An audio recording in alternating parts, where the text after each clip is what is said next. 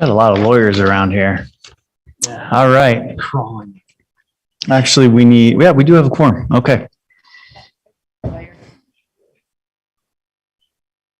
We will go ahead Recording in progress. and get started. That's what I was waiting for. That was kind of a brutal work meeting. Like, a lot. All right. Welcome everyone to the Provo Municipal Council meeting. It is June 7th at 5:35 p.m. Members of the public can view council meetings on YouTube and Facebook, or they may attend in person in the council chamber at the Provo City Center. I remind participants to mute their microphone when not speaking to minimize the potential for background noises and conversations to be picked up, recorded, and broadcast for all to hear. Today we have council members Whipple, myself, council member Hoban, Hanley, Fillmore, McKay, and excused is Dave Shipley, and Councilor Ellsworth will be joining a little bit later. She's going to be running a little late. We'll let you know when she joins.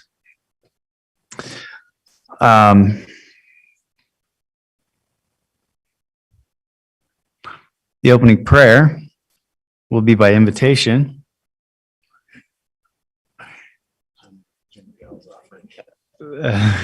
Chief Miguel, would you please come up and offer our opening prayer? I appreciate that. I'm going to blame Chad for that because he took my 30 seconds prior to the meeting where I was supposed to be doing that. So.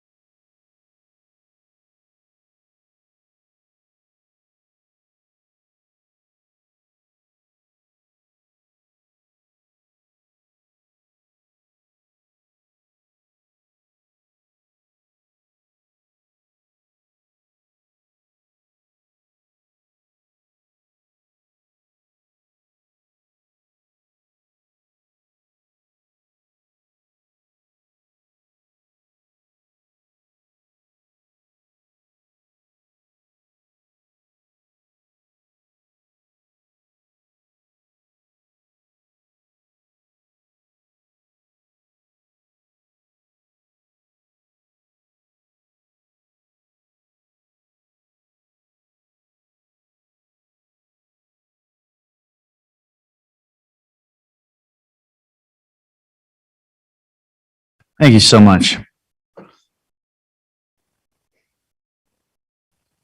Oh, podium mic was off. We're going to have to say that prayer again. Just kidding.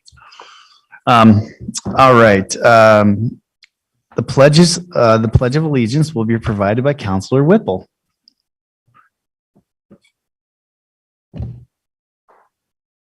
I pledge allegiance to the flag of the United States of America and to the republic for which it stands, one nation, under God, indivisible, with liberty and justice for all.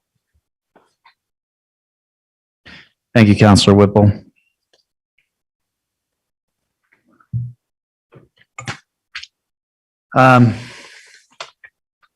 John, do you want to go ahead and read aloud our public comment preamble?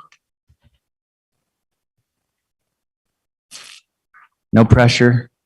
We got time. It's all right. As indicated on the screen, a required public hearing will be held for certain agenda items prior to the council action. After each such item has been presented, time to comment will be provided for all those who wish to speak. For items that do not require a public hearing, a public comment will still be taken following the presentation of the item, but will be limited to 10 minutes. At this time, up to 15 minutes have been set aside for an open public comment period, which is intended to allow comments on matters that do not appear on the agenda. Persons who speak during this time to an item that is on the agenda will not normally be afforded a second opportunity to speak during the comment period specific to that item. During any public comment period, each speaker will be generally be limited to 2 minutes. Due to noticing requirements, no formal action will be taken in this meeting on matters that do not appear on the agenda.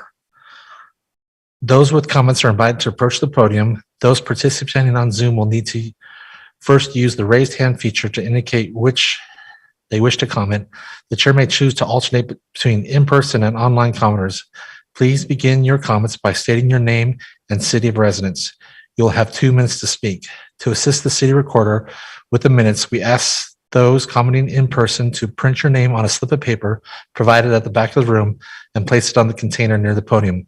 Online commenters should spell out their names before commenting. We'll now open it up for public comment.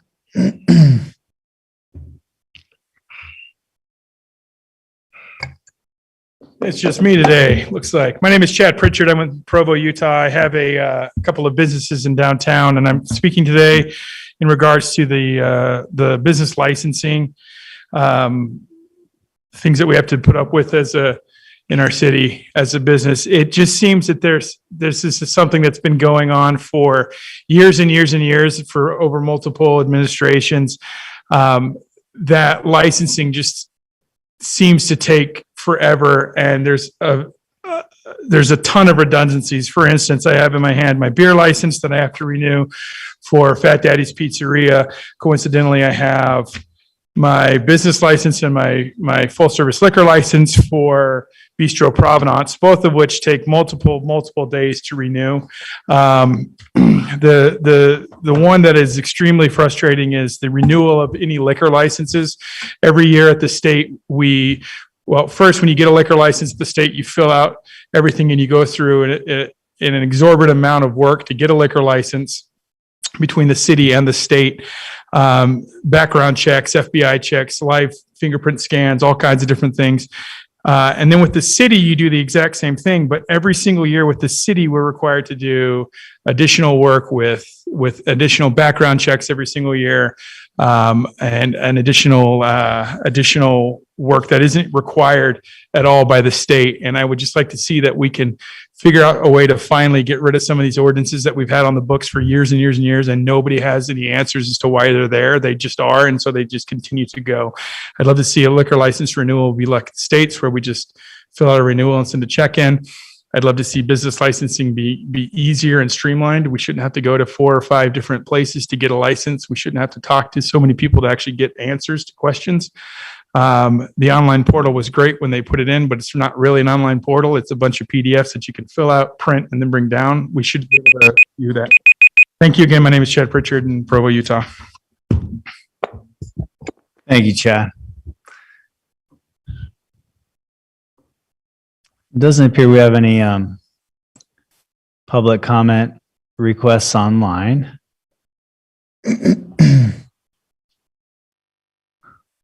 And nobody else in chamber. Okay.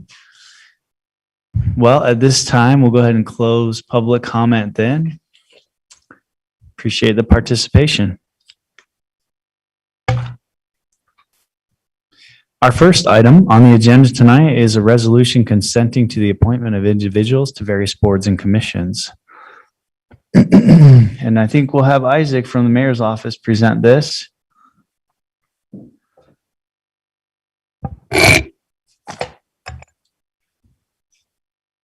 I know the mayor wishes she could be here, has a family matter to attend to, but I'll read some remarks from that were prepared for her. I am recommending the following appointments to Provo City boards and commissions as indicated below, and submit them herewith for the council's advice and consent. For the airport board, Gregory Perry. Greg is a commercial pilot and private aircraft owner. He has been flying at the Provo airport for over a decade and is also a lawyer and has worked with the airport management in the past.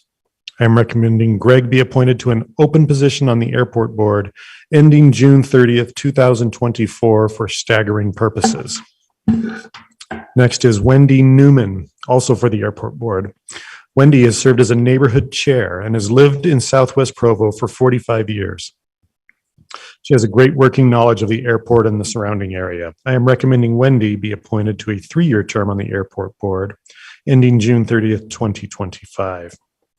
And then for a renewal, which we usually do not provide a explanation for, is Representative Adam Robertson, who serves at the State House of Representatives. And again, recommending that Representative Robertson be appointed to a 3-year term on the airport board ending June 30th, 2025. Then we have a Board of Adjustment name, Jennifer Gleave. Jennifer has a background in leadership and community involvement and has worked for many years in finance. I'm recommending Jennifer be appointed to a 5-year term on the Board of Adjustment ending June 30th, 2027. This will fill the place left with Richard Peterson moving on from his appointment. So if there are any questions.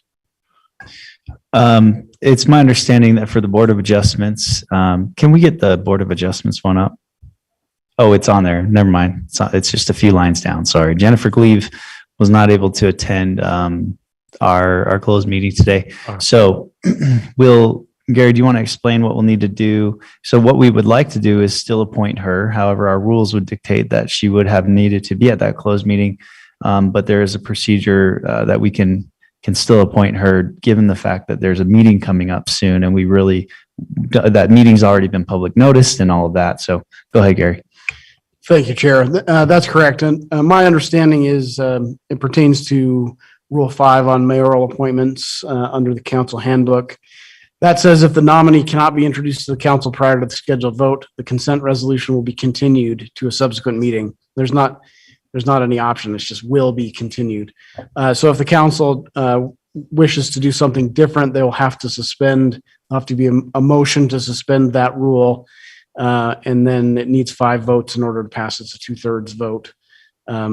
So someone would need to make a motion to suspend this Rule 5 that I've just read for purposes of this consent resolution, vote on the suspension, and then if that passes, you can vote on the resolution as it's written. Okay, thank you. I'd like to make a motion that we suspend Rule 5 in order to be able to vote on this resolution. Do I have a second? Do we need to explain it a little better? Why aren't we just going to wait to meet her and then vote on her? So the Board of Adjustments has a meeting that they've already publicly noticed So we need to have her appointed so she can be at that meeting. in a week, right? Okay. And we're not going to have another meeting for a couple weeks. So Okay, so that's the idea. that time frame is the reason why not to. Thank you. Yeah. We don't want to delay that meeting just because she wasn't able to attend in person, but yeah. So I would make that motion that we suspend Rule 5 in order to vote on the resolution. I'll second it. Okay, any discussion on the motion? Okay, we'll go ahead and take a vote on that motion. All in favor? Oh, actually, we need to do a roll call. I forgot. I'll vote yes. Vice Chair Hanley? Yes. Counselor Fillmore? Yes. Counselor Whipple? Yes. Counselor McKay? Yes. All right, so that was unanimous in the chamber with Counselors Shipley and Ellsworth excused. So now we can go ahead and take a vote on the resolution. That's correct. Okay, so at this time, we will go ahead and take a vote on the resolution appointing Jennifer Gleave to the Board of Adjustment. Counselor, and the others as well. Gregory Perry to the Airport Board, Adam Robertson to the Airport Board, and Wendy Newman to the Airport Board. Is there anything else below? Can we scroll down? End of resolution. Okay. Adam Robertson. He's a reappointee, so it's not required. Yeah. Okay. We will go ahead and call for a vote on the motion or on the implied motion. Counselor Hanley? Yes. Counselor Fillmore? Yes. Counselor Whipple? Yes. Counselor McKay? Yes. And I, Counselor Hogan, will vote yes. That's unanimous with Counselors Ellsworth and Shipley excused. Okay. Thank you, Isaac. I guess we could have had you sit down a while ago, but. Our next item is a resolution imposing fire restrictions due to hazardous environmental conditions. This is Chief Miguel will be presenting in person with Fire Marshal Lynn Schofield remote virtually. And we did hear this in the work meeting. Chair Hoban, members of the Municipal Council, thank you for having me. We're here seeking your approval of fire restrictions in the City of Provo watershed. The fire restrictions took effect on May 18th, 2022. I did a little bit of homework on the date, and the fire marshal has the ability for 30 days to suspend or to enact fire restrictions. Anything longer than 30 days needs council approval, needs actually a resolution. So that's why we are here. This would basically prohibit fires in the watershed in Provo, with the exception of fire pits located in improved campgrounds and picnic areas, and within permanent fire pits in residential properties. So this will eliminate all ag burning, any type of fire. And what we're particularly concerned about are fires for entertainment that are taking place outside of campgrounds, specifically in the areas of Rock Canyon and a few other areas, Squaw Peak, where we seem to have a lot of people that will carry in pallets, those kinds of things, and make a makeshift fire ring. And we are trying to prohibit those for the rest of the summer. Thank you, Chief McGill. Any questions? Yes, go ahead, Councilor Whipple. So I noticed that this order is effective until it's rescinded in writing. So there's not a default expiration date. When do you expect that would be rescinded, or are we signing off on something that will last forever? No, it does not last forever. It'll be until snow falls, basically. We will keep it until we're clear. We normally follow the National Forest Service recommendations. And so when they tell us that they believe that the fuel moistures are high enough that they drop their restrictions, we'll drop ours. Additional questions? Good question, by the way. Okay. We will open this item up for public comment. If you're planning to comment on this online, go ahead and raise your hand. And doesn't appear we have any public comment in person. So we will go ahead and close public comment and then bring it back to the council for discussion on the item. I'll just say I appreciate all the work our fire crew does. Your team does a great job. We'll go ahead and take a vote on this implied motion. Call for a vote on the implied motion. Councilor Fillmore. That's a yes from Councilor Fillmore. Councilor Whipple. Yes. Councilor McKay. Yes. I will vote yes. Councilor Hoban and Councilor Hanley. Yes. That's unanimous in chamber, and doesn't look like we have Councilor Ellsworth yet. So Councilor Ellsworth and Councilor Shipley excused. Great. Our next item is an implied motion on an ordinance amending Provo City Code to conform with Utah code requirements regarding emergency meetings of the Provo City Municipal Council. This is a citywide application presented by Gary Millward, Deputy City Attorney. Thank you, Chair. Councilors, I'm inclined to say, may it please the court, but that's not the case in this setting. Essentially, what I have for you tonight, councilors, Chair, is housekeeping resolution ordinance change to the code. In effect, City Attorney asked me to have a look at Utah Code Section 524202. It has some provisions for emergency meetings of municipal councils that don't quite match up what we've got in the Provo City Code. And so the purpose of this ordinance is to reconcile those two and have the Provo City Code reflect some of those details that don't match. Specifically, the two major changes are that the new version of the ordinance requires that we give notice of essentially all the information about the emergency meeting, not just that it's happening. Our current ordinance just requires that we tell people that it's happening, while the state code requires that we tell them the topics for discussion and that we do it in the best possible way that we can. And then second, under our current code, the chair can call an emergency meeting. That's not permitted by the state statute. It has to be by majority vote of the council. And so those are the changes reflected here. And I'm happy to answer any questions. Any questions for Gary? All right. Thank you. We will open this item up for public comment. Doesn't appear to be any comment in the chamber, nor online.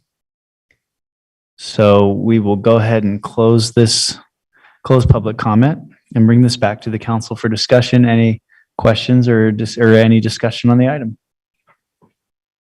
Okay, easy group tonight. We'll go ahead and call for a vote on the implied motion. Counselor Whipple, Yes. Counselor McKay. Yes. I, Counselor Hoban, will vote yes. Counselor Hanley, Yes. Counselor Fillmore. Yes, sir. That is unanimous in the chamber with council members Ellsworth and Shipley excused.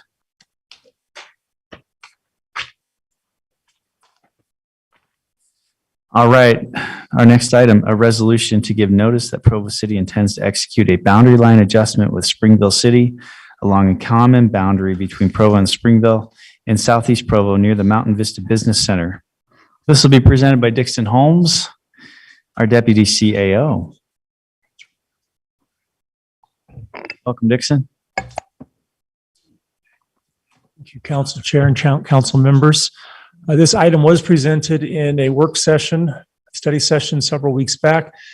This is merely a notice of the intent to make an adjustment. So this does not do any adjustments this evening.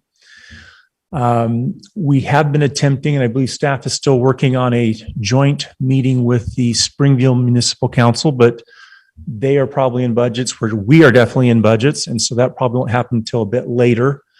In the meantime, I have reached out to the city manager for Springville, offering myself to come make a presentation to them so they are aware of what we are attempting to do between the two communities.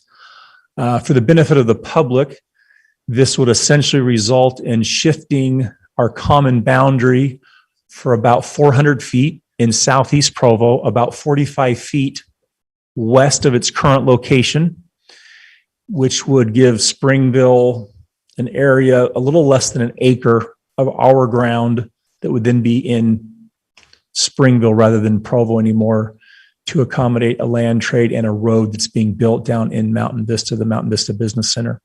But again, this is just the notice of the intent to hold a hearing to consider that possibility. So this is notification only, as it was explained to me by Brian Jones, our city attorney. But I'd be happy to answer any questions that you or the public might This have. could be the first step in Springville's plan to overtake Provo 1 acre at a time. So Yes, we have 44 acres, or sorry, 44 square miles with 640 acres per square mile. So it's going to take a while, but yes, I suppose that could happen. any questions for Dixon? Well, what it really does is it eliminates the possibility of a nuisance strip being in Provo between a road and the existing boundary. We just thought it made sense for that to be, and we'll be bringing the council some additional items at some point for either surplusing or vacating some property to then be part of a trade. So. All right, thank you. Oh, yeah, we do have a question. All right. So I understand that we were kind of on a tight schedule with getting the road done. Are you worried about that with our delays because of budgeting and talking to the cities? We're moving forward. Okay. So if this were to all fall apart, the road is still in Provo. That part doesn't change. So we're comfortable with that position and our funding and our timeframes. But yes, we are going to move forward. And there are some timing things, but we believe we can dual track this. Okay. Thank you. We'll go ahead and open this item up for public comment.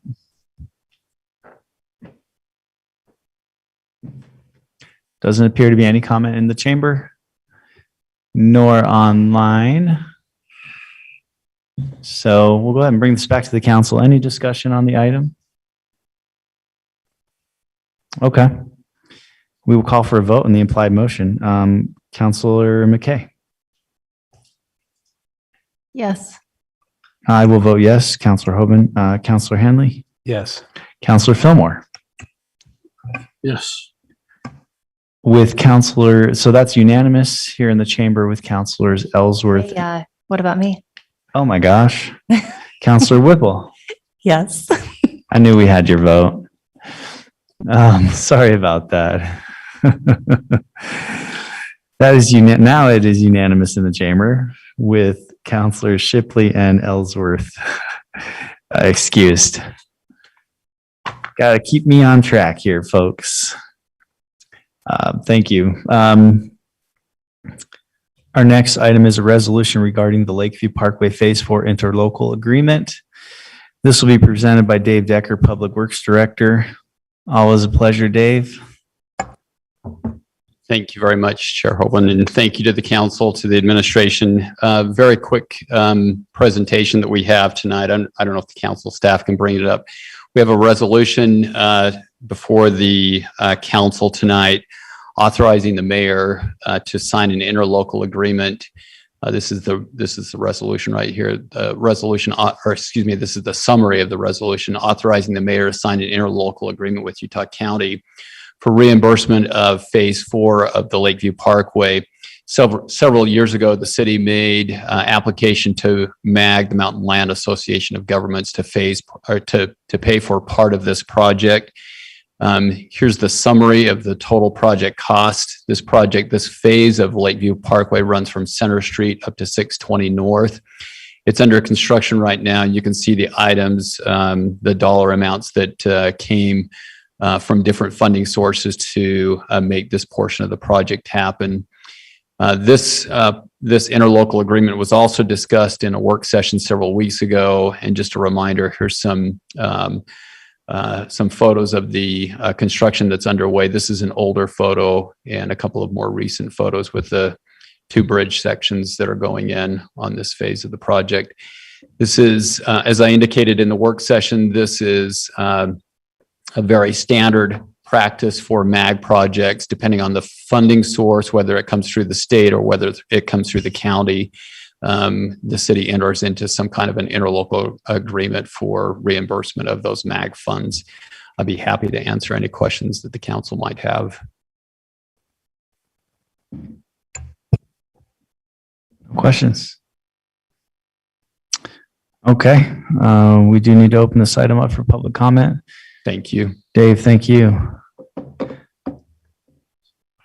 Looks like we've got some attendees. Oh, Counselor Ellsworth has joined us. Welcome, Counselor Ellsworth.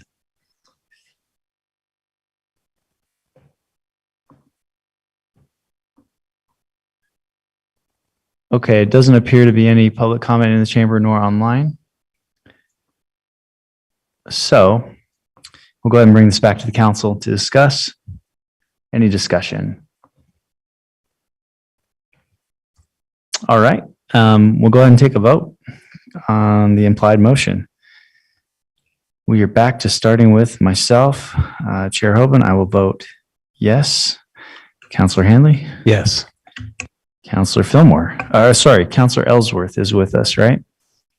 Yes, she is. Counselor Ellsworth? You available to vote with us? Yes. Thank you. Counselor Can Fillmore? you hear me? Yes, we can. Yes. Okay. Counselor Whipple Yes. and Counselor McKay. Yes. So that is unanimous in the chamber, and Counselor Ellsworth voting yes virtually and Counselor Shipley excused. All right.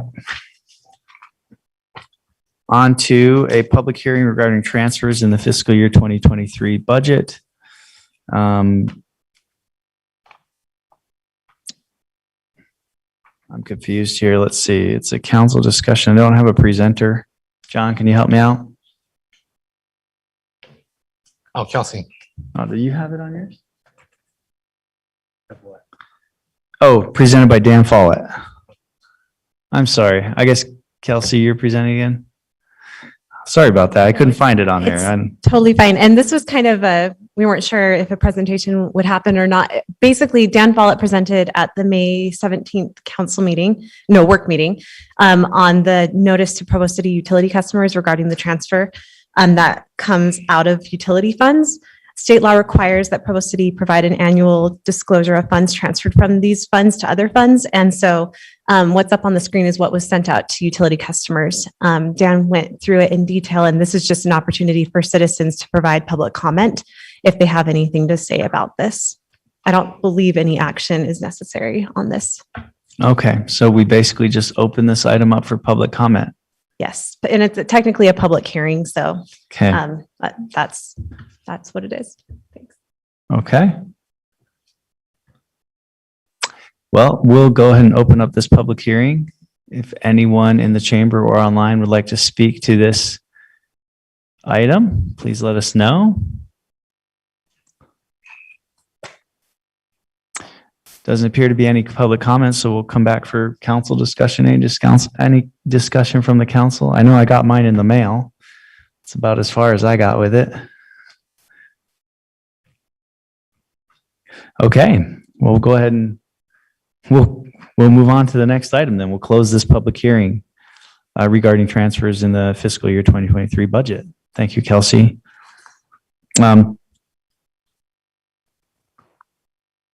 The next item is a presentation of the fiscal year 2023 Citizens Budget presented by Karen Tapahe. Is she with us here? She's on her way down. She's on her. There she is. She didn't realize we were moving so quickly. But Karen, if you need to, we can come back to this item. You're good? Okay, so this will be presented by Karen Tapahe, Community Relations Coordinator, and Mark Ayo, Council Intern. Mark, are you joining us at the stand here? Or are you just here to look good? He's Moral support. All right. support. All right. Thank you, Karen. So for the past several years, the council staff has produced a citizens budget. This is an attempt to help people digest the very interesting but complicated material that is contained in the budget. It takes a bunch of the highlights, which fortunately finance often pulls out for us and points us in a good direction with, and gathers it together in a way that will hopefully make the average person a little more aware of what's going on with our city budget. I was very fortunate this year to be able to lead this one, and Mark has been so incredibly valuable in helping me gather that information, and doing the budget this year with a slightly smaller staff has definitely been a challenge, but a good one. So first of all, we start with the revenue summary, and I'm not going to read everything. I'm just going to quickly go through, but I also want to point out that we have this listed on our Open City Hall platform. You go to opencityhall.provo.org, and we have the entire document. We have it page by page, and you can leave comments. We do encourage people to make comments. That's how you give some direction to the elected officials on what priorities should be and where you think changes could be made. But in going through this, I also want to comment that the finance staff, Kelsey and Crystal, both helped me. This was my first year doing so much in this, and some terminology we updated to make it a lot clearer from past years. So this is total revenues and transfers in. You'll see that amount is 384.9 million. And then the general fund revenues of 81 million are broken into those different categories of transfers, franchise fees, taxes, the consolidated fee schedule, road tax, and the always popular code of other. The general fund sales and property tax revenues, important to distinguish from just the overall. These are the ones that go to the general fund. This graph is a nice representation of where our population has been over time. It's pretty steady, kind of surprising. But then our general fund property tax is practically flat as well. Sales tax, however, in the same period of time has risen. And then general fund expenses and transfers out. This breaks it down. You see where where these amounts of money are going. Obviously, police is a significant investment for our city. And then capital projects. Now, this particular list is pulled out of our, out of the 5-year capital improvement plan, also online on the finance page under the financial reports. And you can see the kinds of projects that we're looking at. The thing to keep in mind is that all these great projects, some are funded, some are partially funded, and some haven't been funded yet. So good to keep that in mind, which is what we focused on here, ones that are funded and are included in this year's budget. And you'll see the amounts that go to each of these items in just from this year's budget. This isn't like the total project cost amount.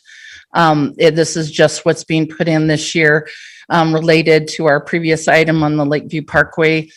We've got $1 million going there.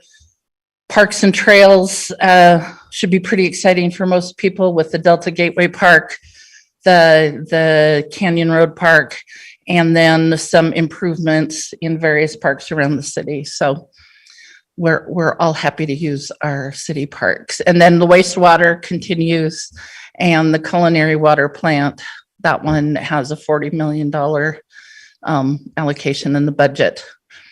Debt, I hear this question quite often. People always want to know what kind of shape we're in. And they'll be happy to know that you can look in the budget, see this listing of all the current bonds that we have out there. 125 million is the total to our general obligation bonds, and the rest are revenue bonds. And you'll see those balances. It's always nice to know what you've got left to pay. And then here's the comparison. The state has a limit on the amounts that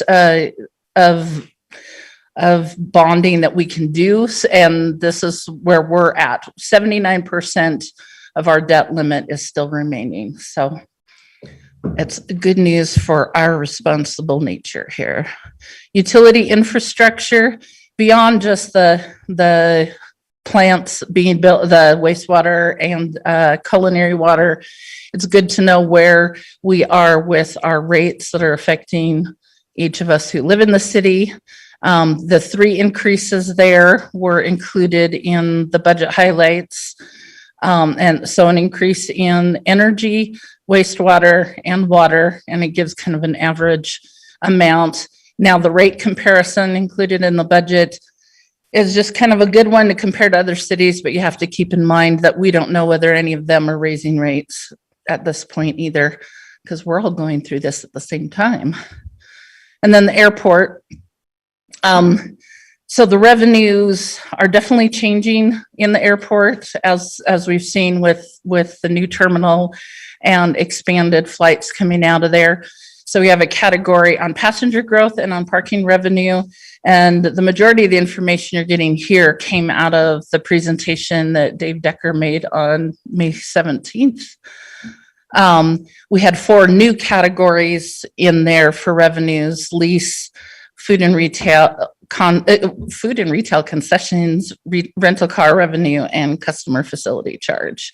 And then, of course, the FTEs that we covered before, and the fees, always fees. And then, of course, I just wanted to take a moment in this to let people know that we're coming to the conclusion of the construction of City Hall. And so that's major accomplishment happening as part of the city's efforts. And then finally, the last odds and ends that don't fit in the other categories. One of your priorities, the cybersecurity needs, and the completion of the City Hall both contribute to Provo City safe and sound. As far as welcoming, another council priority of improving retention and attraction of quality employees. Cost of living increases in there. I used my own personal favoritism towards the library van. It is so cute. It's just such a great thing when you can bring the books out to people, and I've seen the excitement. So to me, that is incredibly welcoming. then forward-looking, and I really appreciated the statement in the budget. I think this says a lot to our community that the administration and the council, this is what we want. We want to plan ahead. We don't want to kick cans down the road. We want to plan for long-term. And me as a resident, I really look forward to these opportunities when we see that maintenance and replacement costs are actually in the budget. And so I was excited to be able to put this in there under forward-looking, because this says a lot about who we are as a government and as a community. And then, and it's significant that the new buildings, the new airport terminal and the new city hall and public safety building have those things incorporated in the budgets. We're not just waiting for things to fall apart before we ask for money. So that's just an important statement. And then finally, economically vibrant, wanted to highlight Provo Advantage. We're getting the word out there, and that impacts everything we have in the budget, affecting our economy. And then of course, the great news on the airport. And then the final page is all your pictures, and I didn't want to embarrass you anymore because you get your pictures up there as it is. But as a staff, we're just so excited to be able to help the public understand what it is that you're actually reviewing and honestly how hard this work is. So look forward to updating this. Cliff, before he left, I think the last year or two, had us do an updated version once the final budget was adopted, because a lot of this is changing. And as I was listening to Kelsey's presentation about reconciliations, there was a little sense of panic because you want to get the numbers right. And so we will be updating this when we get to the final product, and we'll have a final version that we'll be able to share out and say, yes, this is what Provo City has planned. Any questions? First, I want to say thanks to you and the staff for all the work. So great job on this. I think it's Thank you. it's going to be very digestible, and I think information that people will find interesting. So, well, I hope it gives everyone some confidence out there, because sometimes you just don't know where to start looking. And the original budget document is huge. So this is a fun way to look at it and appreciate not only the accomplishments, but really where we're going in the future. And I know I learned a lot as a part of it. if you could only simplify it now to a pie chart for Councilor Fillmore. Oh my goodness. I tried. We'll see what we can do. Maybe we can make a short movie or something. So there's no action on this item, correct? So no need to even open this up for public comment. It's just informational. And like I said, when we get to the end of the budgeting process, we will do a final version based on the adopted budget. So we have the best possible information going out, and when it's all final. Any comments or questions from the councilors? Okay. Yeah, Councilor Whipple. I just wanted to add my thanks that this was really nice, and the graphs and everything are incredibly readable. So thank you for making something that is accessible, because you're right, most people are not going to try to go through that. Yeah, and I'm assuming you've had most of the same questions that I've seen over time about where are we with the debt and what are you spending on, and we hope we've hit all that. And if you do find more questions coming in, please let us know, because if there's a place to expand, we definitely want to do that. And once the priorities are set, we will make sure those are highlighted as well in the final version. Thank you, Karen and staff. Our final item on the agenda is a public hearing for a budget for the Provo City Corporation for the fiscal year beginning July 1st, 2022 and ending in June 30th, 2023. This is by Kelsey Zarbach, our city budget officer.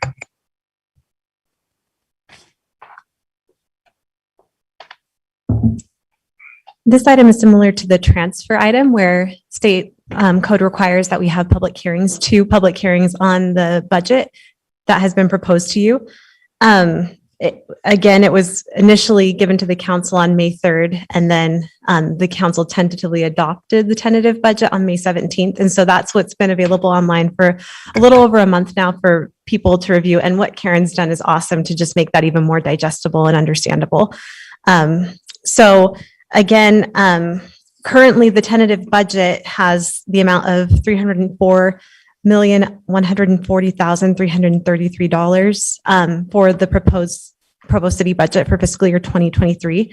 That does not include any proposed changes that we've provided in reconciliations up to this point, but that's what was in the tentative budget available for citizens to review at this point. So I think it's just a matter of opening it up for a public hearing, the first of two on the budget. You don't want to go through it all again, huh? I am happy to, if you want to. I mean, I have. You're such a good papers. sport. No, I don't think, unless, John, the intent of this is just to allow people to make a comment, right? This isn't supposed to be a thorough presentation on the budget, or? Right, it's just a comment period. This is also the time where if we want to do a truth and taxation, we can make the motion. But before you make the motion to do the truth and taxation, talking with Gary, we would want to adopt, drawing a blank right now, the reconciliation from this afternoon. So when we go forward with the tentative budget as our budget July 1st, all those corrections have been made to it. And then we can do the truth and taxation. But we can open up a public hearing right now. Okay, so we'll go ahead and we'll start thank you, Kelsey, by opening this up for a public hearing regarding the budget, the fiscal year budget, July 1st, 2022, ending in June 30th, 2023. So we'll go ahead and we'll open this up for public comment. Caller 801-373-1192. If you want to go ahead and unmute yourself, and we'll give you your 2 minutes of public comment. Hi, it's Melanie. Oh, hey, Melanie. Melanie McCord. Forever. One, I appreciate very much the citizens budget. That's a nice document. It's a good job. Number two, I was very pleased to hear that the reconciliation numbers that Kelsey presented at work session are going to be added. Those were not part of the agenda packet, and so I haven't seen them yet, but they're, I'm glad that those are being made public. The third thing I want to talk to you about is the fact that you're right. Most members of the public don't read the budget. I do. I don't always understand it, but I listen to your hearings and I read through this document. And what I'm convinced of more and more often is that you need a budget advisory committee. The council was offered one back in 2008 when John Curtis took office and there was the budget crunch because of the national financial situation. He created an ad hoc budget advisory commission, and he asked some members of the community who were really financial experts to take a look at each department to look for ways that the budget could be cut. And some really hard decisions had to be made, but that committee worked so well together and had been so effective that they offered to stay together and become an advisory board to the council. This was independent of the city's, the administration's budget office. And unfortunately, our council very short-sightedly turned them down. Said, no thanks, we don't need them. That was a mistake. You have the right as the council to form any board or commission that you deem necessary for good government. And I contend that you don't have financial experts there on the council, and you need some. And they need to be independent of the administration. And you can accomplish that by creating a budget advisory board. And I think you should do that. That can look especially at the way some of those revenue funds are being used. I think that you need better and more broad-based advice. And so my suggestion is that you please form a budget advisory committee. Thank you. Thank you for calling in, Melanie.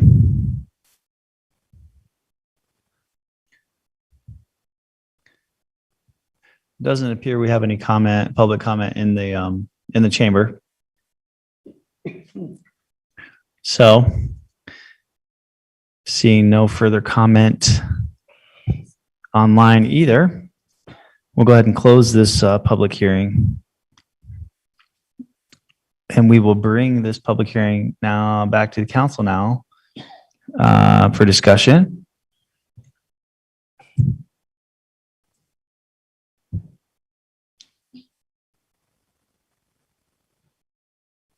Councilor Hanley. Well, I just want to thank Kelsey, John, all of the people who've worked so hard on the budget, all the department heads, all the staff who've helped put it together, and also echo the thanks to our staff on the council for the citizens budget. This is a tremendous amount of work. I don't know. I was just contemplating how this is my fourth budget, fifth budget. I don't know. And I just can't believe how much work it is and what an act of public trust it is to take care of these things. So thanks to everybody. We talked earlier in our work meeting. We've had conversations earlier in the council about the thought that we need and want to be more economically resilient as a city by relying less on sales tax than we currently do for our revenue. We've made a number of important financial decisions over the last couple of years to increase our public safety personnel and their salaries, for example. These are commitments that are ongoing, but they depend in theory on ongoing revenue in order to make them viable. And so I'm concerned that over-reliance on sales tax is not sustainable over the long term. And given the rise in cost of living, essentially without any increases, even for cost of living or inflation in our property tax, we're essentially losing buying power as a city over time. That is at least independent of the sales tax. And so I'm interested to hear from my colleagues about whether or not now is the time for us to consider a truth in taxation hearing in order to look at the possibility of making an adjustment in the property tax so that we can at least stop this loss of buying power for the city over time, especially as things are getting more expensive, not only for individuals, of course, but also for the city itself to be able to provide its services for people. So I'm just open to my colleagues' thoughts about this.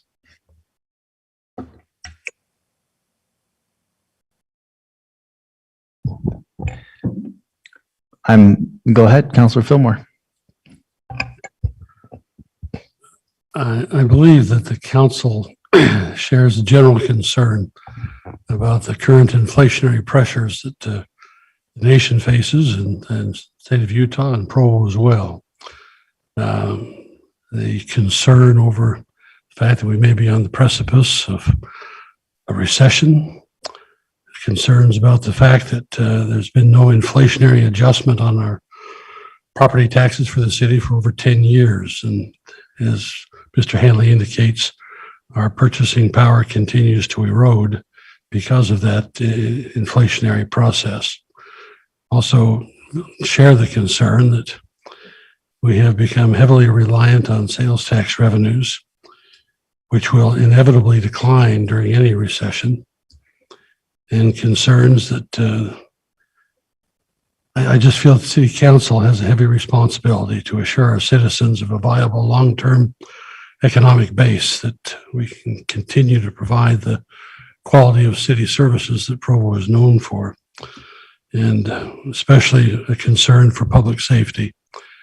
Public safety, meaning police, fire, emergency responders, so on, is our largest personnel and equipment element in the budget.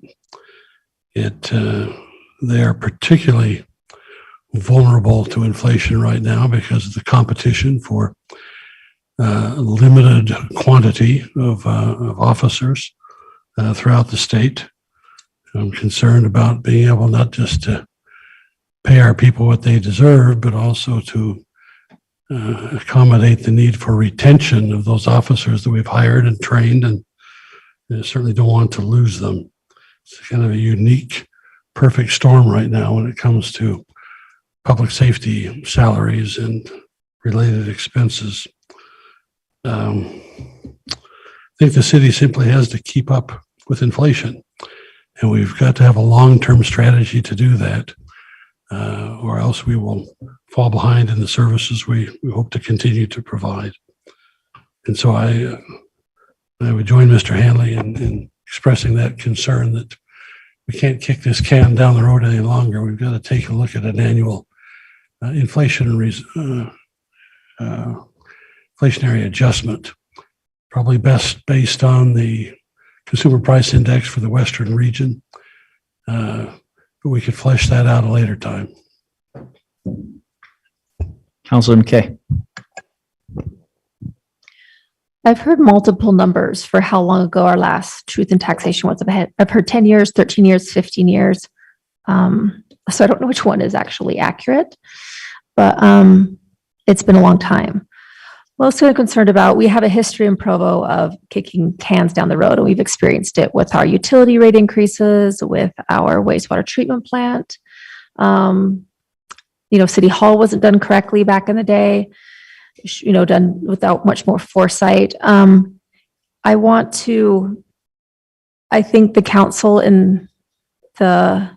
lately has done a very good job at picking up those pieces and making sure we're more up to date in our depreciation, our capital improvements. And I think that serves the city well.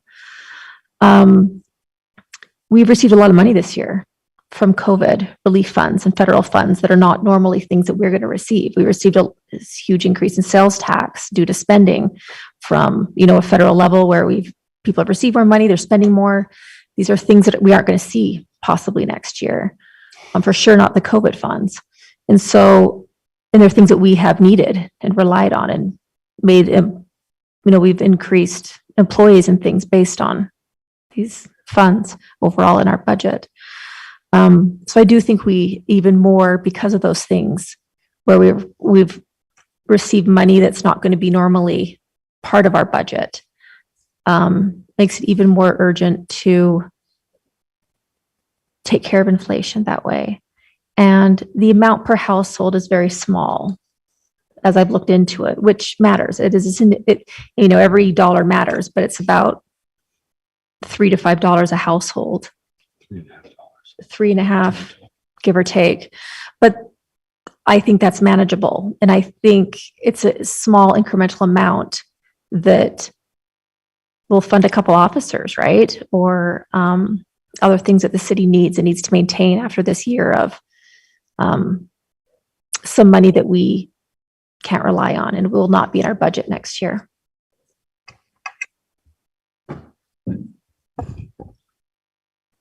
Councilor Whipple. Yeah, I like the idea that we are being prudent and forward-looking, and that we aren't trying to avoid immediate discomfort by pushing problems down the road so that they become bigger, that we're actually looking at them while they're still small and manageable. If we were to do this and the property taxes would increase by $3.50, $4 a year, that's $4 a year, right? In order for us to get that much in sales tax from somebody, they would need to spend at least $100. Right? So this is financially responsible for our citizens who are paying into it. They spend less in order to get the services from the city because we're getting it in this more direct and efficient way than just the sales tax. And it's frankly more reliable than sales tax. I mean, the huge increase that we've had recently with, the online shopping and COVID and everything is not something that we can count on. And I don't know about you, but I've been trying to spend less on gas lately. And I think a lot of us are going to be doing that kind of belt tightening. And so if we can take a responsible, prudent measure to ensure that the city is able to continue to provide the services that we need in a way that has the least impact on the pocketbooks of our citizens, we should do that. And having talked to different department heads, looked at the budget and everything, I feel confident that our city's not wasting money, that we're not frivolously spending on things that we don't need to be spending on, that where we're looking at increasing paychecks for our employees, that's a necessary expense that we need so that our city can function, so that we can serve our people. Thank you, Councilor Whipple. Additional comments or discussion? Go ahead, Councilor Hanley. I had a question for John. Mr. Magnus, you had given us a figure that I was trying to remember about how much more money the city would have. Well, let me back up for just 1 second in case there's a misunderstanding in the public. I know there's a perception, and sometimes that perception is based in reality, that government can't be trusted with money. I know there's a perception too that government elected officials are interested in getting money for the government, almost sometimes for its own sake. And maybe there are people who are guilty of such motivations. I see none of that in this city and in this council and in this administration. I think we are extremely aware of what it means to ask for money from our citizens in order to provide services for them. But that is our purpose. And we are keenly aware of our responsibility as a council to look out for the well-being and safety of our community. So having said that, I just want to make sure I preface that. I remember you gave us a statistic that had there been an inflationary increase in property taxes over the past, if it's 13 years is what I heard, since it was last 10. And that would add up to how much over 10 years? It was some a substantial amount of. Substantial time. Yeah. Small yearly. I mean, we're looking at between $140,000 to $190,000 increase if we raise just the general operating mill rate 3%. Right. Very small, but its time is on our side. Right. We had $1 million more this year if we had been doing these increases annually. Just to keep up with the cost of inflation. Just right, the Western State CPI. So, I understand by law, any change in that rate is considered a tax increase, whether or not it's an adjustment for inflation or just for some other purpose. Correct. I do hope the public can understand the distinction there, and that we're trying to deliberate about here. But when we say we're going to keep that percentage flat, we're not touching it for a decade, for 2 decades, we are also saying that we will decrease our capacity to meet the needs of the city over time because of cost of living increases over time. So I just think that's really important to make sure that when people, if that's what people want, that's what we're actually voting for or asking for when we say don't touch it ever, right?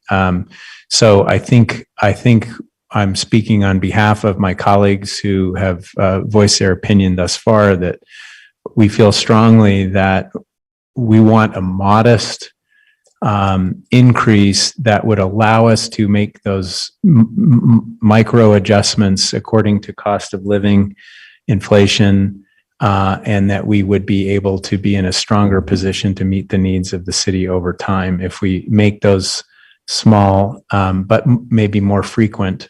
I mean, obviously, we're only going to deal with this for this year now, but our sense is that we need some sort of regular mechanism by which we examine inflation and its effects on our ability to pay and to meet our citizens' needs, and make those adjustments accordingly.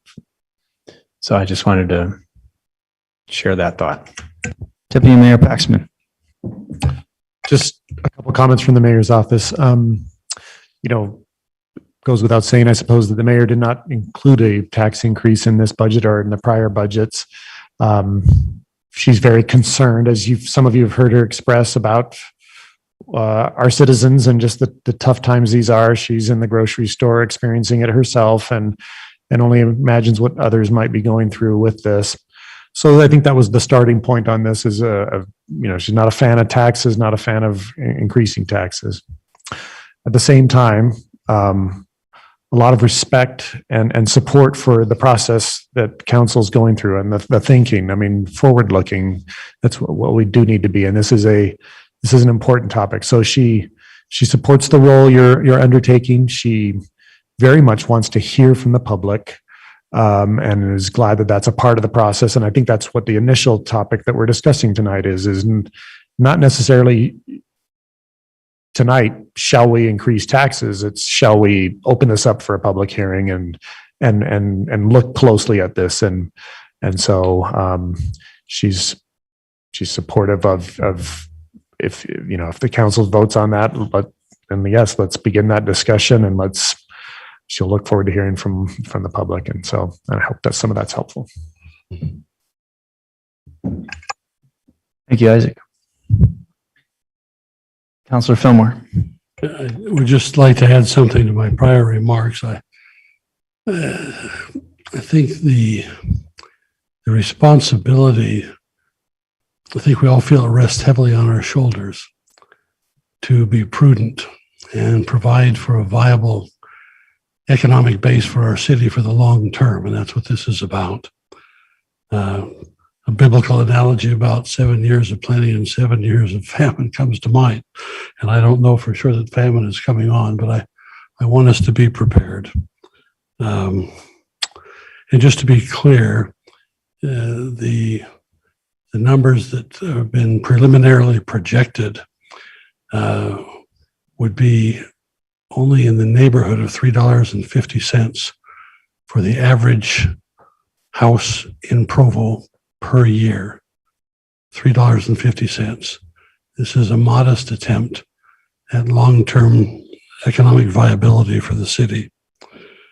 Also, I would echo the comments of some others on the council that in my years on the council thus far, I've been terribly impressed by the prudence and frugality and of the administration, our financial people in particular, on how we have gone about the budgeting process, the expenditures we've made. I'm not aware of any element that would remotely constitute waste. I think there are ample controls in place. And I really want to commend our administration for the good job they do in managing our finances. So I would move tonight, not that we adopt a property tax increase, but I would move that we hold truth in taxation hearings for the benefit of the public that could, in the end, allow us to increase the property tax budgeted revenue for the general fund by up to a maximum of 2.9% and to operate under the tentatively adopted tentative budget pending adoption of a final budget.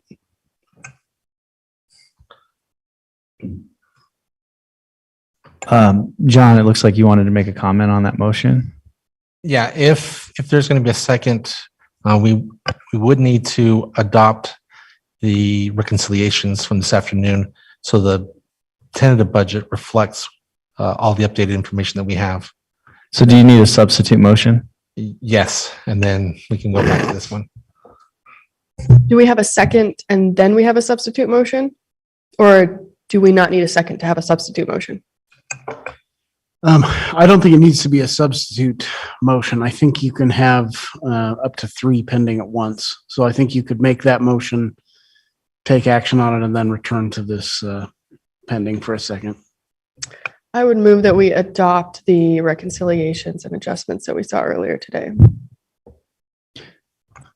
I'm confused about order here. I was going to second Mr. Fillmore's motion. Let's second, why don't we have somebody second Mr. Fillmore's motion? And then Counselor Ellsworth can make a substitute motion. So I will second Mr. Fillmore's. Okay, He said we didn't need a substitute motion. Just a second. Just another motion on the I floor. don't think you need a substitute because it's not a replacement. I think. you Right, can it's have- just a different motion. Yes. Okay, and that one's suspended momentarily. okay, so Mr. Fillmore's motion is suspended momentarily. You'll have to hold your second. Hold your second for a second, all right? Do we have a second on Counselor Ellsworth's motion? I will. Okay, Counselor McKay seconded that motion. Discussion on the motion.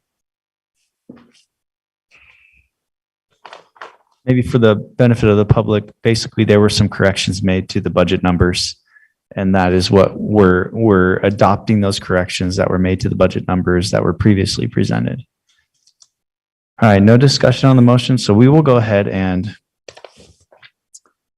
we will vote on Counselor Ellsworth's motion to adopt the, what were they called? Reconciliations? Budget reconciliations that were presented in today's work meeting. Counselor Handley? Yes. Counselor Ellsworth? Yes. Counselor Fillmore? Yes. Counselor Whipple? Yes. Counselor McKay? Yes. I will vote yes. Counselor Hoban and Counselor Shipley is excused. Okay, so that passed unanimously with Counselor Shipley excused. And now we go back to the original motion that was on the table by Counselor Fillmore and Counselor Handley. I will second that motion. Motion is seconded by Counselor Handley. And now we will take this motion to the council for discussion. Remind me what the motion was. Can we repeat the motion?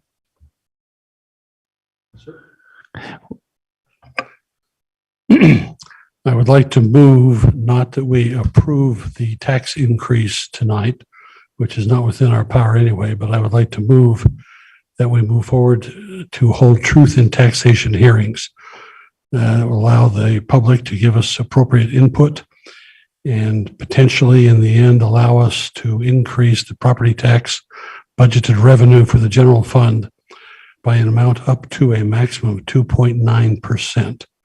And to operate under the tentatively adopted tentative budget pending adoption of a final budget. So there's a motion and a second. I have a question. Yep, that's what this time's for. Go for it.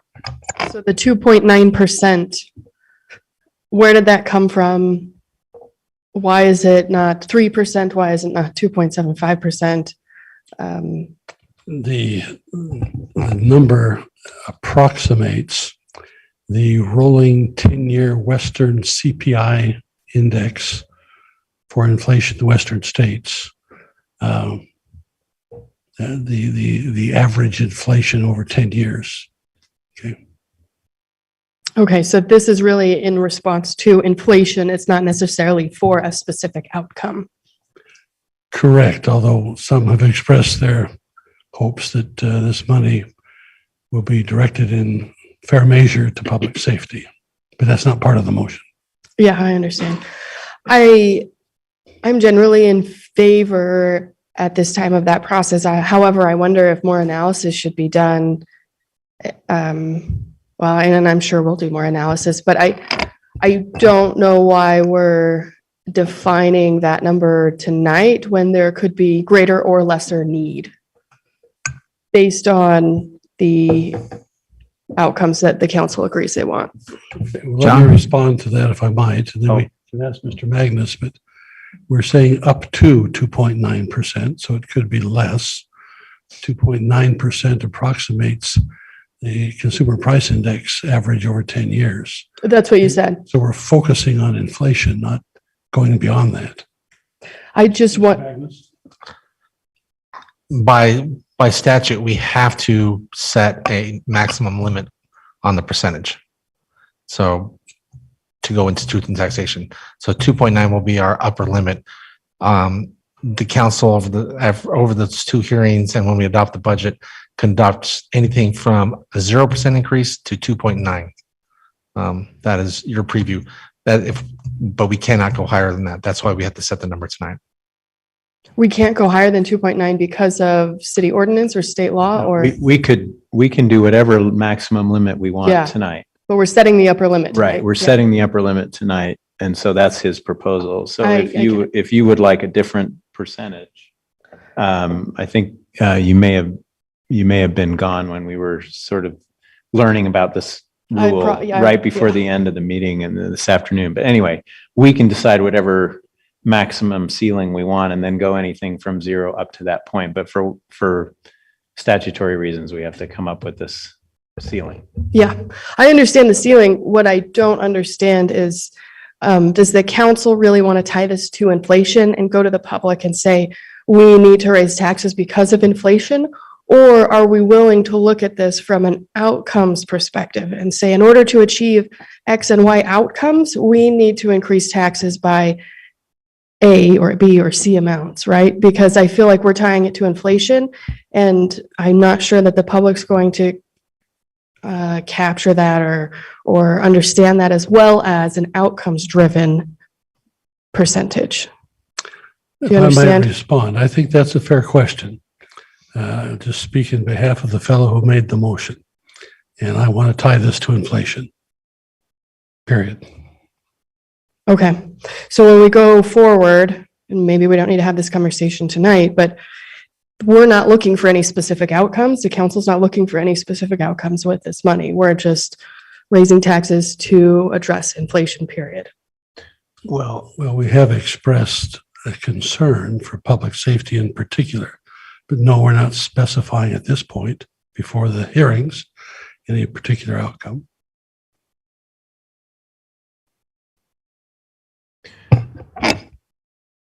Looks like Rachel wants to say something.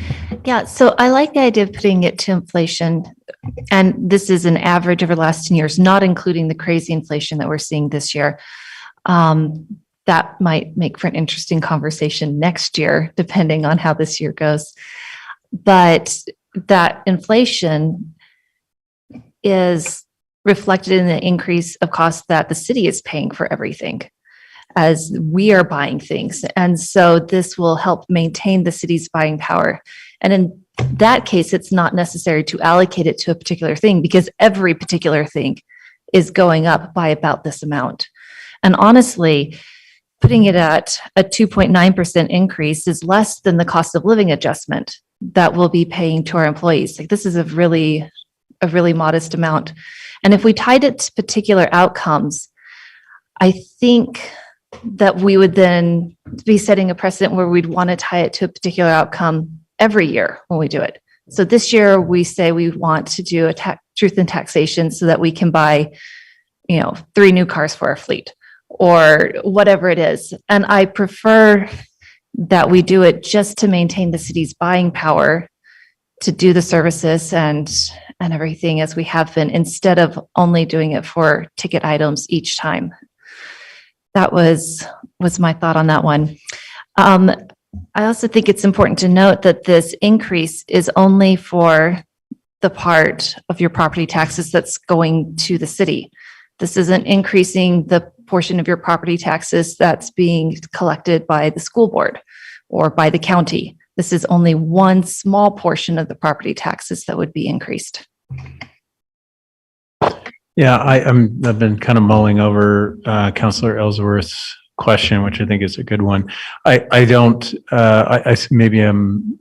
I'm sounding too Pollyannish, but I sort of want to have my cake and eat it too. I sort of want to say this is an inflationary adjustment, but ultimately I think it's only fair to the public to say, and with this adjustment, we are now able to do X or Y. But I prefer. So I think it would be helpful to emphasize what it is we and identify what it is we will do because of this additional revenue. And as I've said before, I think public safety is high on my mind. But I like the idea of especially sort of breaking the ice and having the conversation here that we're really trying to stem the tide of losing our purchasing power as a city because of inflation. And so that's kind of where this is motivated from. So maybe I'm splitting hairs there, but I kind of like both. How's that? I'll Counselor Ellsworth? I'll just add, I understand the constraints and the issues around inflation. That's not news to anyone who goes to the grocery store or bought gas today like I did. But nor am I an expert in terms of political communications, quite the opposite. But I think it's a harder sell to the public to say this is just give us a blank check because of inflation versus asking the public for specific outcomes. We need a little bit more in taxes each year for a specific outcome. I think that's an easier message to deliver to constituents, to citizens, to understand why we're pinching their wallets again. That's the angle that I'm looking at it from. And I don't want the public to write us a blank check. I want to know that we're doing this with a strategy, with some serious intent on what we're getting out of this, not just padding our budget, but that we're very conscientious about where the most need is and how we can support citizens by allocating that money to certain departments because of citizen need. Counselor Whipple? Yeah, I think that's a really good idea. My understanding is that we will not get some numbers that we need from the county until later. So we won't be able to say exactly how much we want to raise a budget, how much revenue that will generate until we have the numbers from the county. But we will have that before we vote on this and decide it. So I think once we have firm numbers, then we'll be able to say, okay, if we pass it, we will get X amount. And we want to allocate this X amount this year to whatever it is. But right now, where that total number is still too fuzzy, I think it's premature to say where we would put it. And I think that's a really good point that Councilor Whipple makes. I think actually, maybe I just disagree that I feel like the cost of living issue is primary because otherwise you can sort of say, wait, you want to raise taxes to buy this.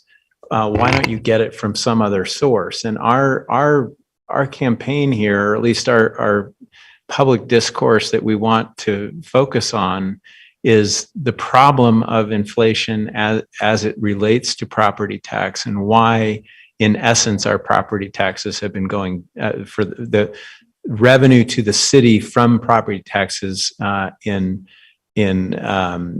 inflationary terms is going down. So I'd rather that become the focus of the city, of the public discourse, and then, but make, as Councilor Whipple says, make sure that we identify where specifically what we're going to do it for. I think that makes a lot of sense to me.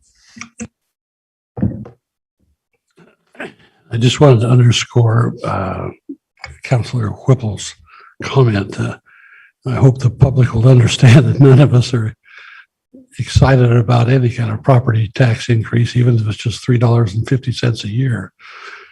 But this is only when we talk about up to, and I emphasize up to 2.9%. It could be considerably less, but it's up to 2.9% only of the city's portion of your overall property tax bill. The city's portion of our property taxes is significantly less than the county's portion or the school board's portion. We're just focused on up to 2.9% increase of the city's share of property tax. I agree with 90% of what all of you are saying. I just want to say that if I'm part of the public, if I'm sitting in the audience tonight, I'm wondering why hasn't the council done their homework to know what outcomes they need? And then when they get their data, they'll know how to fund that, right? Because if we need, let's hypothetically say it's 2 police officers and that costs us $200,000 a year, why don't we know that tonight? And then when we have the data, we know how much money, or we know what percentage to increase to get to that. Am I way out in left field here? I think we should just be really thorough about our homework where this is such a sensitive topic, and these funds, obviously none of us here take them lightly, but I just want to make sure that this is thought through and we're not we're not giving too simple or too easy of answers because it's none of the above. That's why I spent my time this afternoon talking about public safety. That's where I want it to go. So I want another officer. I think we've had multiple briefings, Counselor, from our police chief, multiple briefings over the past several months about the needs of the police department in particular, not just fire and emergency responders, but the police department in terms of their manpower shortage, in terms of their retention anxiety as salaries go up across the board here in the state. We're not doing this in a vacuum. It's not that vague, but that is our primary focus. So how much money exactly do we need to get the outcomes that are petitioned or solicited by the police department? This inflationary adjustment will help us help the police department. We don't have a precise number now. We can't have a precise number. We don't need to have a precise number right now. We can't have that precise number from the police department? They don't know what they We're need? going into truth and taxation hearings, and there'll be more information provided at that time. I understand that we'll get more information from the county about overall property tax.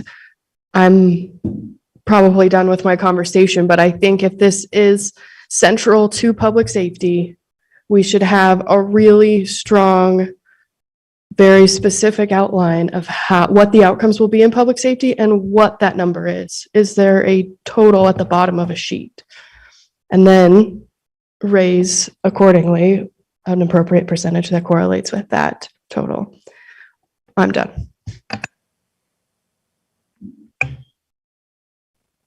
Gary, did you have a comment? Thank you. Yeah, Chair, it may be superfluous now, but I was just going to make the point that this motion would just begin the process, and there are a couple of hearings and then potential debate on adoption.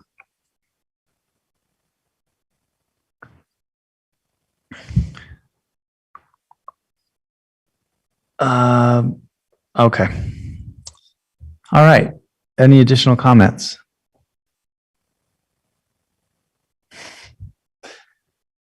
Okay, at this point, I guess we need to call for a vote on the motion to begin the truth and taxation hearing process for a potential maximum increase of the city's portion of the property tax bill of maximum of 2.9%, right? That's essentially what we're voting on. Yes, it's the general operation portion of the mill rate, not the bonds and not this library, just that portion. Thank you, John. All right, we'll go ahead and call for a vote on this motion. I've been going in order here, so we'll start with Counselor Ellsworth. Yes. Counselor Fillmore. Yes. Counselor Whipple. Yes. Counselor McKay. Yes. I, Chair Hoban, will vote yes. Vice Chair Hanley. Yes. And I believe that is unanimous in the chamber with Counselor Shipley excused.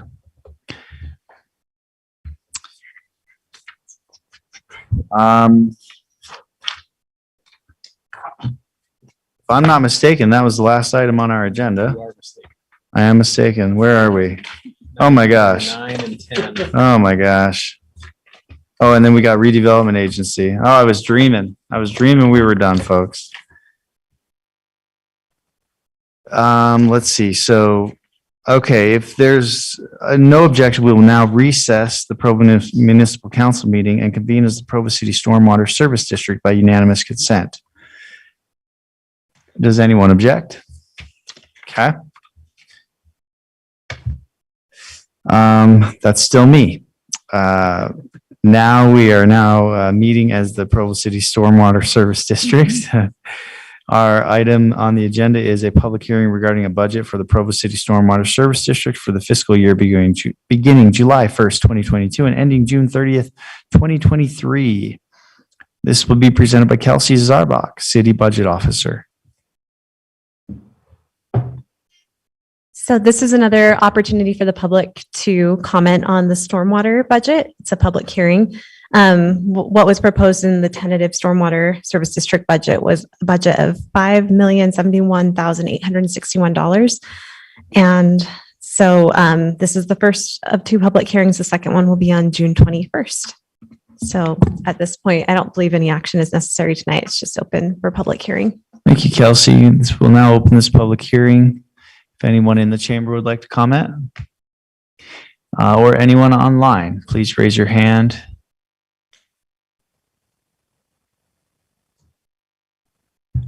Looks like there's no public comment, so we'll go ahead and close this public hearing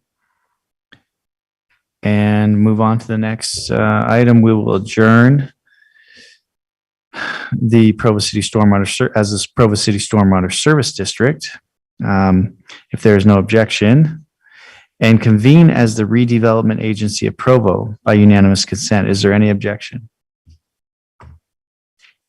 No. Okay. Vice Chair Whipple of the Redevelopment Agency will conduct this meeting.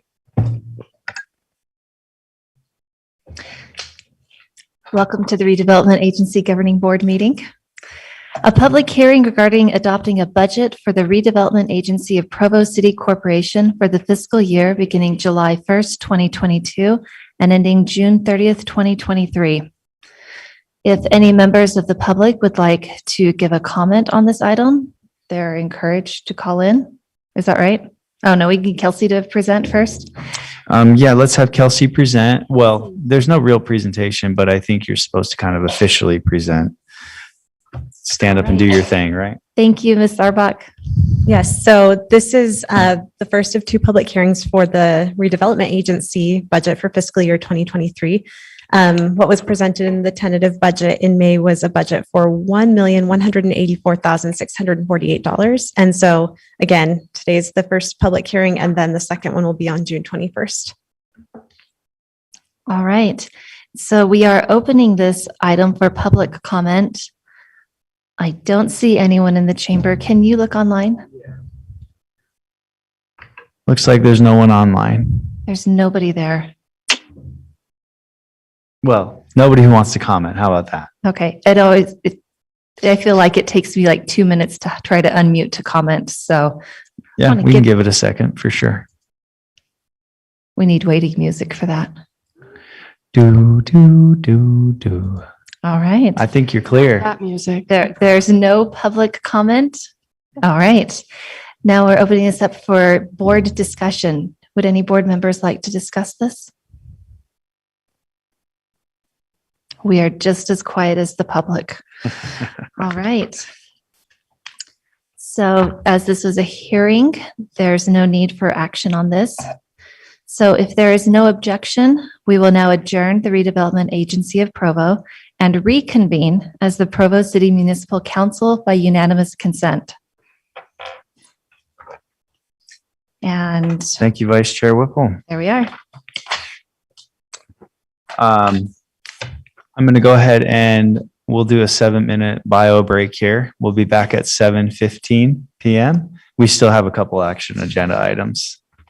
So.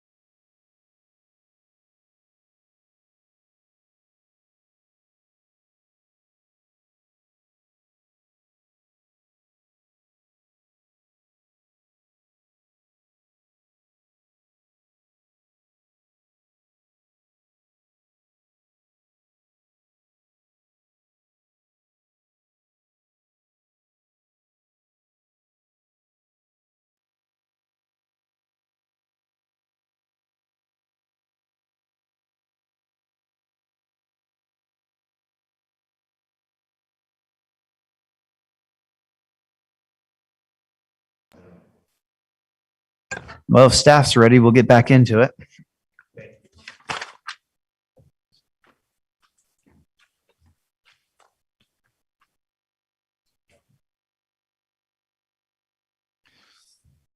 All right. Is the recording going? I got the thumbs up. Well, this was a fun one in work meeting. I'm just gonna try to bring some fun into this meeting here. It's gonna be fun the rest of the time. So excited.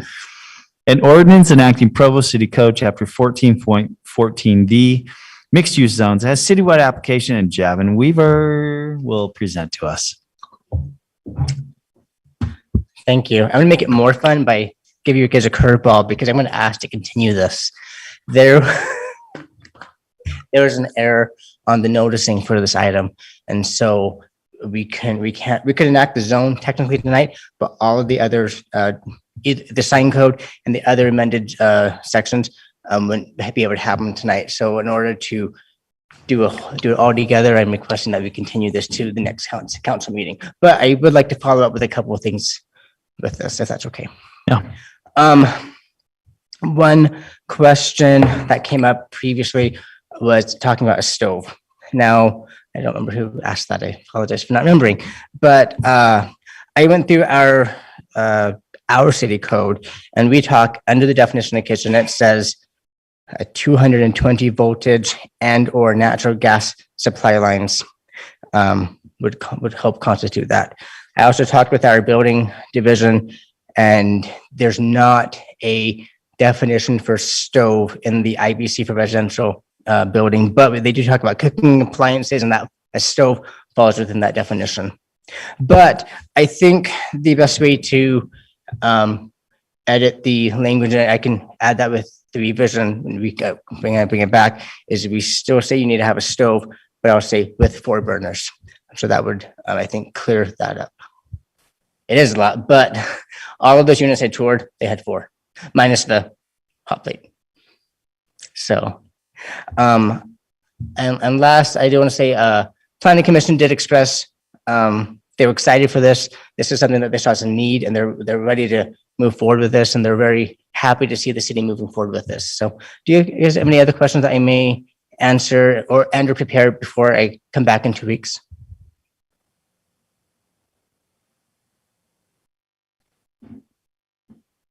Thanks for the clarification on stoves.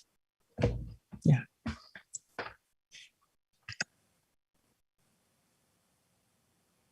I think that's it, Javin. Thank you so much. So this item will be continued. Next is an ordinance amending Provo City Code Chapter 1515 Citywide Application. This is by Brandon Larson. Take it away, Brandon. Okay. So this is just a cleanup item. The Utah code changed recently to kind of make annexations a little easier for a peninsula when you're dealing with peninsulas and islands and irregular boundaries. So the city attorney's office suggested that that the city consider making an amendment to our city code to fall in line with the state code. And so the language that's proposed tonight is essentially just taken right from the state code. That again, it leaves us some additional flexibilities that we haven't enjoyed in the past in working with annexations. For instance, there might be situations where you want to bring in a section of land and leave a little remainder left over because of a utility issue. You can with this proposal do things like that, leave peninsulas and islands, as long as, of course, the county attorney's office, the county, and specifically the county attorney's office we work with there, but they'd have to sign off on that. So this proposal is pretty straightforward. I think just trying to line up our code with the state code and give the city a little bit more flexibility, as I stated. So if you have any questions, I'm here. Thank you, Brandon. Is there anything pending that we're hoping, is there a peninsula or an island that we're we're worried about or focused on right now, or is this just simply to fall in line with state code? There are, I think, 3 annexations.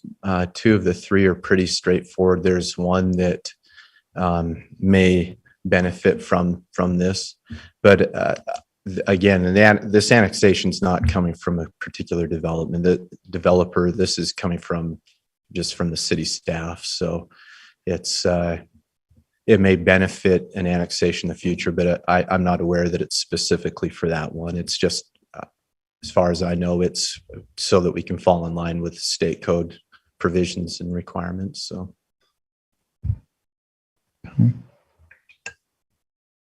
Go ahead. I'm looking through the documents. I didn't see the annexation map. Is there a map that's supposed to be associated with an updated annexation policy plan? Not for this. This is a text amendment. We actually, I think Bill mentioned that today, that we are working on an annexation policy declaration update, but this is just a code cleanup item. Okay. So, yep.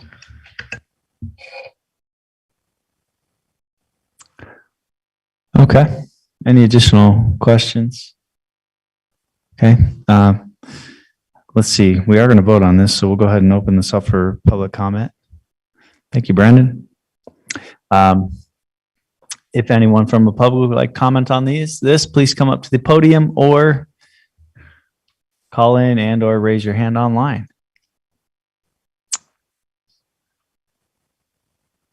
Okay, looks like there's no public comment. We'll go ahead and close public comment and see if there's any discussion from the council. Doesn't look like it. We'll go ahead and vote on this item. Councilor McKay? Yes. Councilor Hoban will vote yes. Councilor Hanley? Yes. Councilor Ellsworth? Yes. Yes. Councilor Filmer votes yes. Councilor Whipple? Yes. And Councilor Shipley is excused. So that is unanimous here in the chamber, well, at least in the building. And Councilor Shipley is excused.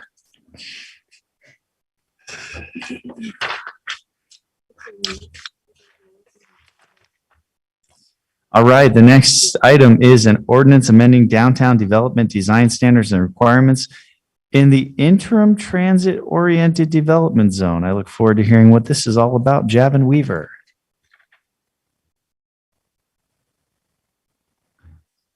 Thank you. So the downtown design standards were enacted back in November of 2010, and they were amended just a couple months ago with that minor amendment that you saw with I believe, the West Gateway Zone.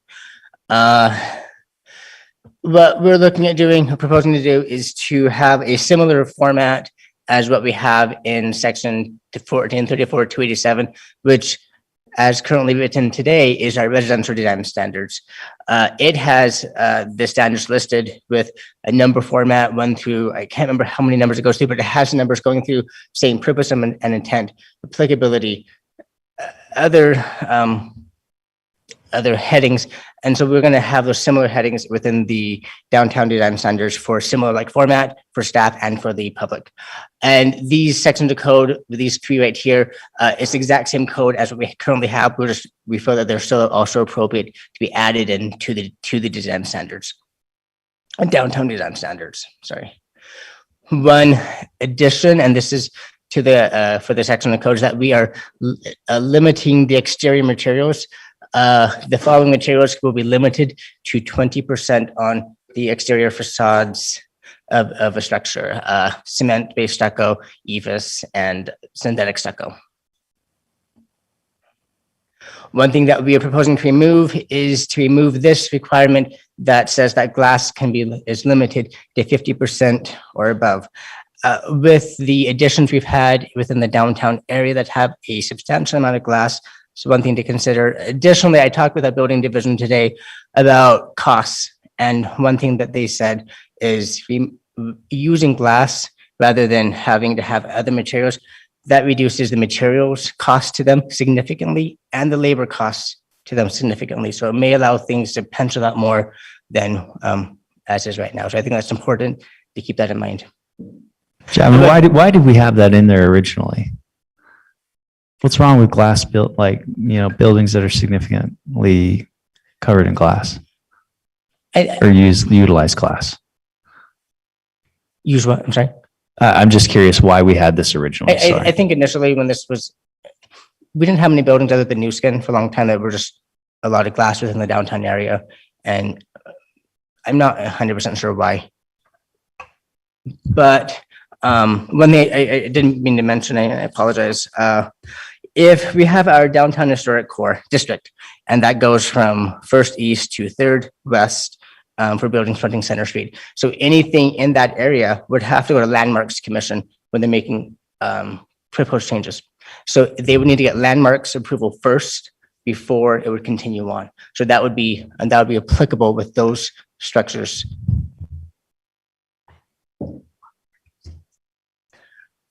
One last change in the ITOD zone. The title says explanatory graphics, and then the body says, it just says explanatory, and then it has that section of code 1430, 1495, which is our downtown design standards. Looking at our other downtown zones, we're just correcting this so they are aligned. So they say design standards and they reference you to the correct sections of code. Javin, we got a question or comment from Councilor McKay. So the previous slide, are we taking out that 50% cannot be glass? Was that the deal? Correct.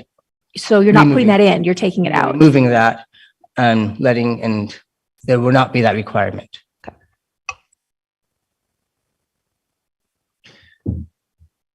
Okay. So with this, sorry, if it's downtown, you said it'd have to go to the Landmarks Commission? If it's front Center Street, if it's in the downtown historic district. Downtown historic district, okay. Or it's a property that has already received landmarks approval. There are some properties outside of that district area, but they would go through landmarks first. I guess the question is, do we like big glass buildings or not? Or do we want a more traditional look to the buildings, right? And that was one question that planning commission discussed. They just asked, are we okay with that or not? And they were fine with that was not up for a discussion point, really. They moved forward with that. Yeah. Can I ask a question here?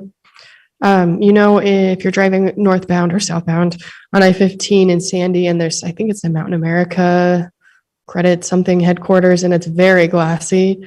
And if the sun reflects for a few hours on that building, on the west face of that building, and then it has this bright light on the freeway.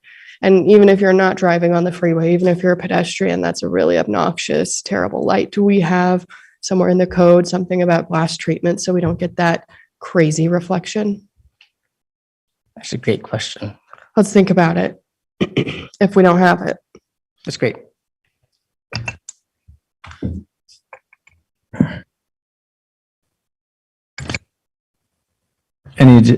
Sorry. Go ahead, Javin. You're still presenting. I believe that's it. All right. Any additional questions for Javin? So you're asking us to approve this tonight, right? Correct. Okay. We'll go ahead and we will open this up for public comment. And caller 1192. Is that Melanie again? Caller ending in 1192. You're muted. Yes. There you go. Yes, it is Melanie again. Welcome back. I'm going to memorize your number now. I got it. I'm 1192. That's me. The West Gateway. Where does that start and where does it end? This West Gateway zone. I'm looking for it. I've been trying to figure out where this starts and where this ends. And if it's where I think it does, what does this do to the design corridor standards that were passed for West Center Street? This is west of 5th West. Where does the West Gateway zone start and where does it end? Can somebody tell me that? Hello? Hello? Yeah. So, let's go ahead and pause Melanie's time. And I guess. Thanks. No, that's all. Yeah. And then if you can address, where does this leave the design corridor standards that were passed for West Center Street several years ago that have the corporation and, with all of the neighborhood? I mean, they counted on those design standards, and I want to know if this is taking anything different. Yeah, is this changing that? Okay, that's all. You can hang up now. All right, thanks, Melanie. So Javin, we'll go ahead and close public comment. Doesn't appear there's any other comment in the chamber or online. And then we'll bring it back to the council for discussion, and I'll ask, I guess, on Melanie's behalf. And actually, I was going to ask on my behalf too. I guess I just need to visualize what area we're talking about, and yeah. So these standards are applicable to all of the downtown zones, DT1, DT2, Gateway, West Gateway, ITOD. So you're gonna, on a thinking startup area, going up north in between University and Freedom, roughly up to about 500. On Center Street area, going from about 100 East to I-15 roughly. So the West Gateway zone, I believe, is on West Center Street, the north side between I-15 and 9th West, roughly. It's just a small, roughly 3-ish block radius area. But these design standards are applicable for all downtown zones. And I think the text amendment, and Bill, please correct me if I'm wrong, that was a couple months ago, was just adding in the West Gateway zone into the design standards so they would be applicable. How would it affect the West Center Street design corridor standards? Those corridor standards would still be applicable for the Center Street design corridor, the West Center Street design corridor standards. Is there a specific project that spurred this? Did I miss that? Sorry if I missed the background. There's no specific project that comes to mind initially in my head, but just thinking of costs and also what we've seen on what glass buildings can be and how downtown's already changing, giving that allowance.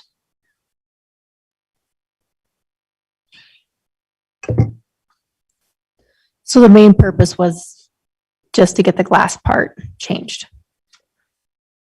Primarily, and limiting the exterior materials a little bit. The stucco. There might be a building that comes to mind that I think because of stucco that we were wanting to limit. My question or concern is really for what a glass facade does or creates or doesn't create in our downtown, because it's such a unique historic area. And it goes beyond just Center Street in many cases. When I was on the Planning Commission, a proposal came forward for a beautiful office building that's almost completed now, but the Planning Commission did not like the architecture. And we had a special meeting with the developer, and I, as a planning commissioner, said, it feels like you just picked something out of a Lehigh parking lot and dropped it in downtown Provo, and that's not our vibe, right? We have a different vibe in Provo than mega parking lots with a tech building in the center of it. And when I said that, I think the architect said, oh yeah, I've worked on a lot of projects in Lehigh. And in my mind, I thought, oh, I can tell. But I think we want to maintain the character that we have. And I just want to make sure that we're not getting, we're not necessarily perpetuating architecture that doesn't continue that character. So do you feel comfortable that we're not going to get something that's completely uncharacteristic? There's a certain building on Center Street that really stands out because it's so different. And I just wonder if that's what we're going for. Is that the intent? I think because we have our historic district, and that goes through a process to get that, to go through that. and they're experts on architecture and such. That's something that they're going to look at. They're going to look at preserving that historic boundary core. Now, in the downtown master plan, it does talk about potentially expanding the periphery of that district, but that's only to the outsides of, I'm going to give you a geographic region, first south, first east, first north, fourth west, to include all blocks within that area rather than just Center Street. But outside of that area, it would not need to go landmarks, but the historic core between first and third would have to go to landmarks first. And I think because we have that, it really does help protect and promote that historic nature that we have and love here in Provo. Cool. And just going forward, do you think that even with this code, we have the tools to push back on design standards or architecture that's proposed so that we can create something that integrates well into Provo and is not a rubber stamp from a city to the north? I think for the area that we have this done, yes, we have the tools in our toolbox ready to go for that. Only for Center Street or for more than that? For that specific area as on the historic area. Now, anywhere else outside of this, out in those downtown zones, they would have that allowance, but that area would have to go to landmarks. Okay, but hypothetically, if you were at like Third North and University, and you wanted to tear down a historic facade and build a big glassy building, that would be permitted? If it's a historic facade, would it be registered or not? That's one thing, but if it's not registered, they would have that ability. Okay, so it wouldn't necessarily match the aesthetic like the new bank does. You know, what is that bank? Central Bank. Yeah, Central Bank, thank you. Correct. Okay, so just I hope everyone's clear, like that's what we're giving up in part, is that we don't have to require new buildings like Central Bank to match some of the vibe or character that we have. No. It could be something completely different. Our Central Bank isn't in this core either. Yeah. Yeah. Okay, I see what you're saying. So you're right that it could be completely different, but I do like the language that we have in here about the building form, mass and scale, where it explicitly saying we're going to avoid extensive blank walls. We're going to make this an interesting experience from the street for pedestrians. Vertical articulation, balconies, fenestrations, high level of detail. So it's not this mass monolithic thing. So you're right. It may not look like a turn of the century streetscape with, these little brick facades and everything, but it could be something that is engaging and dynamic and that adds to a good experience for people who are walking around here. It doesn't only have to look like it has looked in the past, as long as we're not just getting a full wall of stucco or a complete wall of glass. And I think these design standards will avoid that. Yeah, I hope that's the case. I hope we're not being overly optimistic, but I think developers tend to push the envelope and they're not looking for a detail and pedestrian interest as much as they're looking for a pro forma that pencils. Councilor McKay. When you talk about the glass thing, like I love downtown Portland. I don't like Oregon, but I like downtown Portland, Oregon, and the way it looks. I think we could do some more modern things, places, and I think if the right project comes along, it's appropriate.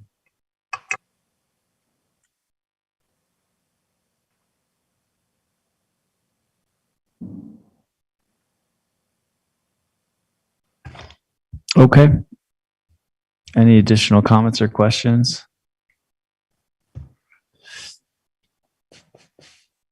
All right. We'll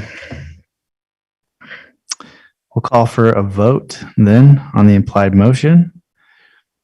Counselor, let's see, where did we leave off? Oh, man. I'll just pick one. Counselor Fillmore. Yes. Counselor Whipple. Yes. Counselor McKay. Yes. I, Counselor Hoban, vote no. Counselor Hanley. Yes. Counselor Ellsworth. Yes. All right, so that is everyone for besides Counselor Hoban, who was against, and Counselor Shipley, who was excused. All right. Wait, what? Is this really it? No joking this time. We will now, if there is no objection, adjourn the Provo City Municipal Council by unanimous consent. Any objections? All right. Thank you, everyone, for sticking it out with us tonight.